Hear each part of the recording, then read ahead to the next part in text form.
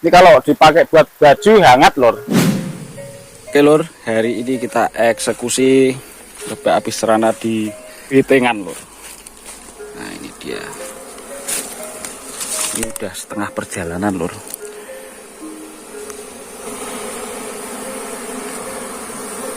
Is, madunya kotos-kotos lur. Murni jas gandos.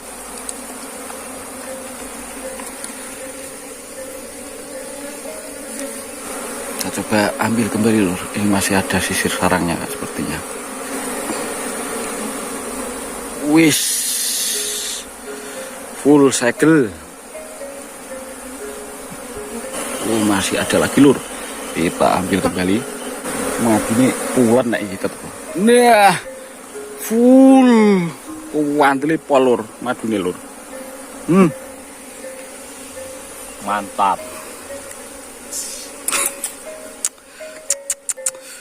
Nektar bunga mahoni ini lur.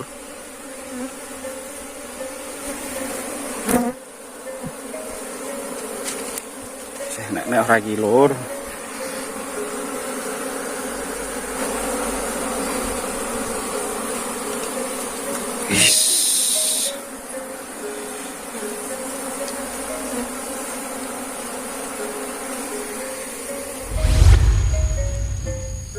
Gudeg atau apa ini yo? Gudeg. Iki semene kene patang botol. Iya ta kan? Iya. Oke lur, kita masukkan ke dalam.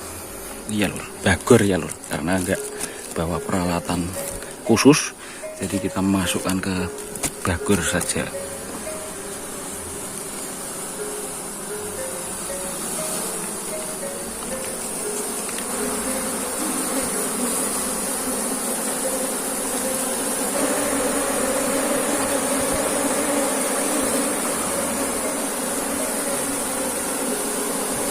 2,000 years later. Oke lur, eksekusi sudah hampir selesai ya. Ini ratunya sudah saya masukkan ke dalam bagor ini.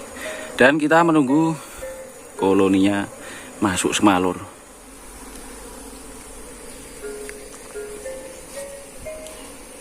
Kupingnya apa loh? Coba sepil kupingnya lur. Kupingnya apa? Kuping apa tintup pirang-pirang lur. Ini ngapa janjian.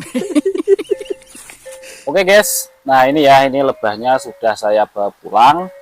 Dan ini untuk kantongnya itu sudah saya masukkan ke dalam kotak budidaya ya lur. Tadi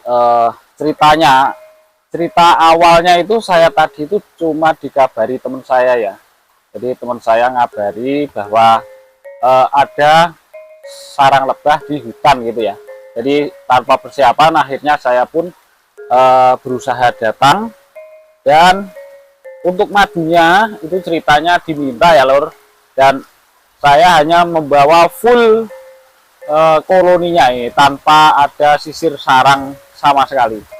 Tapi ya alhamdulillah sudah dapat rezeki satu buah lebah madu api serana. Oke, langsung saja kita buka ya lur, karena kasihan lebahnya ini sudah lama di dalam kantong ataupun bagor ini. Nanti takutnya malah lebahnya kelepek-kelepek lur, seperti itu. Oke teman-teman, mari kita bongkar ya yang ada di kantong ini.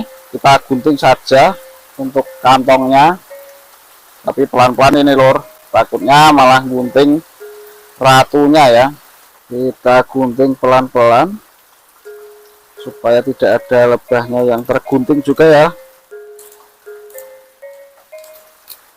Ya, ini lumayan agak kesusahan saya juga teman-teman.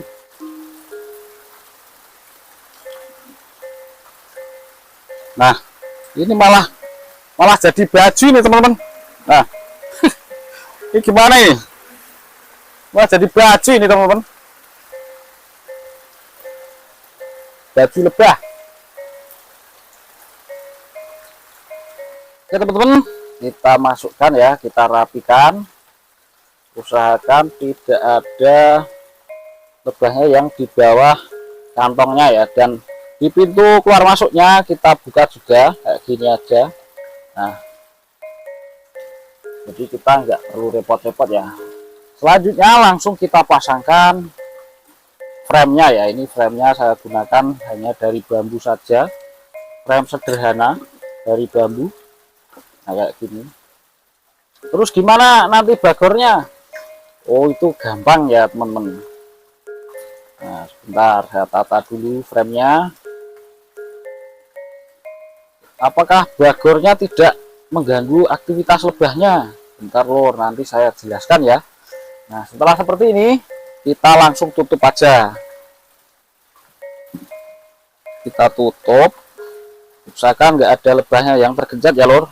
Oke teman-teman, jadi apabila ada yang bertanya bagaimana nanti apakah bekas kantongnya tadi itu mengganggu aktivitas lebahnya atau tidak, seperti itu ya. Itu gini lor, jadi bentar saya balik dulu. Nah kayak gini ya, ini saya di belakang kotak budidaya itu biasanya saya sudah sediakan ini lor, tempat yang bisa saya buka ya kayak gini ya. Nah dengan seperti ini nanti setelah lebahnya ini kan biasanya lebah itu mempunyai sifat nempel di atas ya teman-teman. Jadi nanti setelah beberapa waktu lebahnya akan naik dan nempel di frame ataupun di atas kotak budidaya ini teman-teman. Jadi nanti bagornya ini bisa saya ambil kayak gitu ya.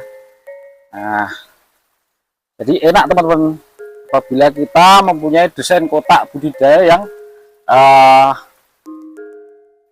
di belakangnya itu, kotak di belakang yang bukan pintu masuk ya, pintu masuknya ada di depan sana, dan di kotak belakang sini itu kita berikan celah ataupun ruang untuk pengecekan ya teman-teman. Ini fungsinya sebenarnya bukan untuk narik bagor ya fungsi utamanya itu, tapi fungsi utamanya itu untuk ini teman-teman, kita bisa ngintip ya, bisa ngintip apakah lebahnya itu sedang mandi atau sedang makan atau sedang tidur atau sudah banyak madunya atau ya pokoknya perawatan lebah ya teman-teman, seperti itu.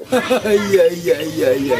Nah ini di pintu keluar masuknya juga saya pasangkan queen extruder ataupun sekat ratu ya teman-teman. Ini fungsinya sebenarnya awalnya diciptakan untuk menjaga ratu lebah agar tidak kabur ya teman-teman. Akan tetapi apabila kita baru saja memindahkan lebah apis cerana dari alam ke kotak budidaya seperti ini, itu ada beberapa fungsi yang cukup menarik ya teman-teman.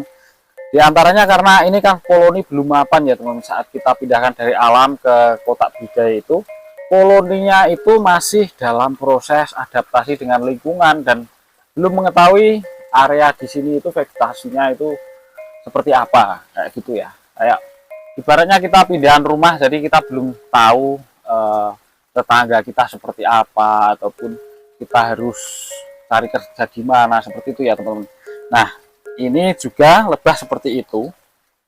Saat kita baru saja pindahkan dari alam, lebah itu baru akan melakukan observasi terhadap lingkungan ya, pengenalan diri lah, adaptasi seperti itu. Jadi kita pasangkan queen extruder itu selain menjaga ratu agar tidak kabur, itu juga menjaga memberi dia keamanan ya teman-teman, keamanan daripada predator luar seperti adanya kecoa, tokek, dan apalagi ya cicak dan sebagainya teman-teman.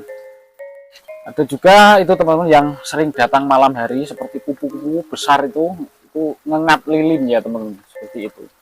Jadi apabila kita pasangkan queen extruder seperti ini, insya Allah aman ya. Jadi lebahnya bisa nyaman di dalam kotak budidaya ini dan tidak ada predator yang mengganggu, dan harapannya lebah kita akan menjadi koloni yang super seperti itu. Oke teman-teman, seperti itulah cara saya dalam memindahkan lebah apis cerana ini dari alam, ke kotak budidaya. Oke, sampai di sini dulu teman-teman. Terima kasih bagi yang sudah menonton sampai di menit ini, dan semoga ada manfaat yang bisa diambil. Subhanakallahumma wa bihamdika, asyhadu alla ilaha illa anta, astaghfiruka wa atubu ilaik. Wassalamualaikum warahmatullahi wabarakatuh.